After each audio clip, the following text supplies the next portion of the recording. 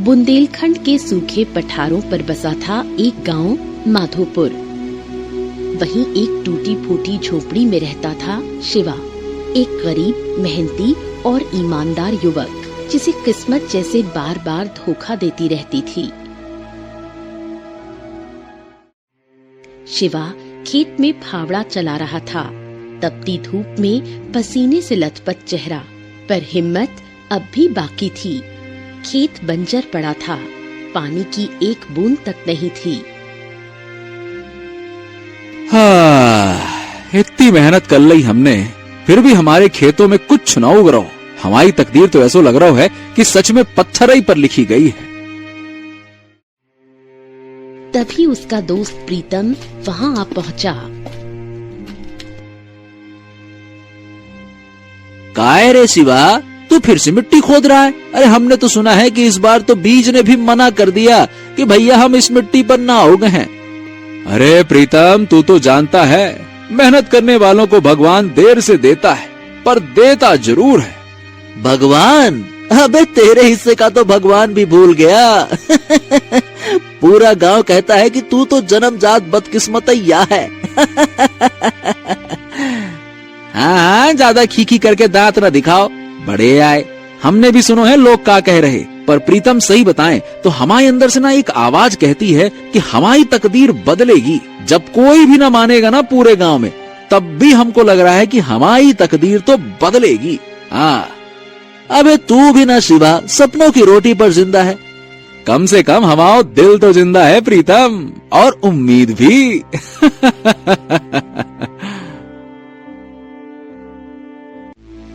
प्रीतम हंसते हुए वहां से चला गया। शाम को शिवा अपने घर लौट आया। उसकी माँ मिट्टी की चूल्हे पर बैठी थी, पर चूल्हा ठंडा पड़ा था। बेटा, लगता है भगवान ने तेरी तकदीर बिना स्याही की कलम से लिखी है। ए अम्मा, तुम ही तो सिखाती हो, हिम्मत कभी ना हारनी चाहिए। पर बेटा, जब पेट भूखा हो और किस्मत अंधी, तब माँ का दिल कांप जाता है।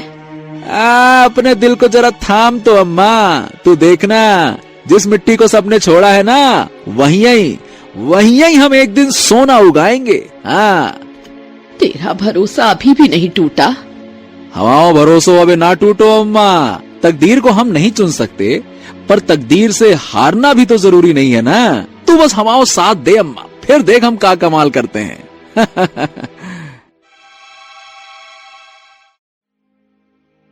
कुछ देर बाद शिवा सो गया। अगली सुबह शिवा खेत जाने को तैयार होने लगा। तभी उसकी माँ उससे बोली, बेटा, घर में लकड़ियाँ खत्म हो गई हैं, चूल्हा कैसे जलेगा? हाँ तो ठीक है अम्मा, हम जंगल से लकड़ियाँ लाए दे रहे, उसके बाद खेत चले जाएंगे। ये कहकर शिवा जंगल की ओर निकल पड़ा।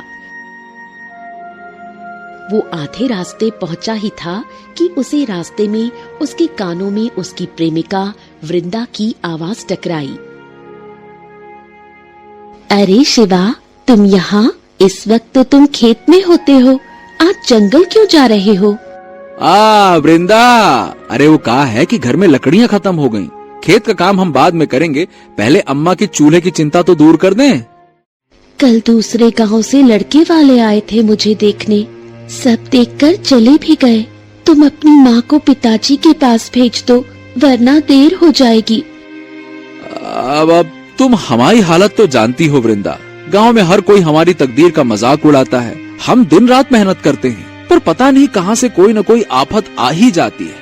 अरे यहाँ तक कि हमारी अम्मा भी हमारी तकदीर को कोसती हैं। अब बताओ भला, ऐसे में तुम्हारा हाथ मांगने की हिम्मत हम कहाँ से लेके आए? मैं रोज मंदिर में पूजा करके तुम्हारे लिए प्रार्थना करती हूँ। गाँव वाले जो बोलते हैं वो उनकी मूर्खता है। इंसान की तकदीर से ज्यादा उसकी सोच मायने रखती है। तुम्हारी सोच साफ है, तुम्हारा दिल सच्चा है। एक दिन यही सोच तुम्हें बहुत आगे ले जाएगी शिवा। वृंदा के शब्दों ने शिवा के मन में एक हल्की सी उम्मीद की लौ जला दी। वृंदा घर लौट गई और शिवा जंगल की ओर बढ़ गया, पर इस बार उसके मन में कुछ और ही गहराइयां चल रही थीं। अरे कभी भी कुछ ठीक काहे नहीं होता है, मैं समझ में नहीं आ रहा। मेहनत करता हूँ, दुआएं भी मिलती हैं, अब फिर भी हर बार सब बिगड़ ही क्यों जाता है, समझ नहीं आ रहा।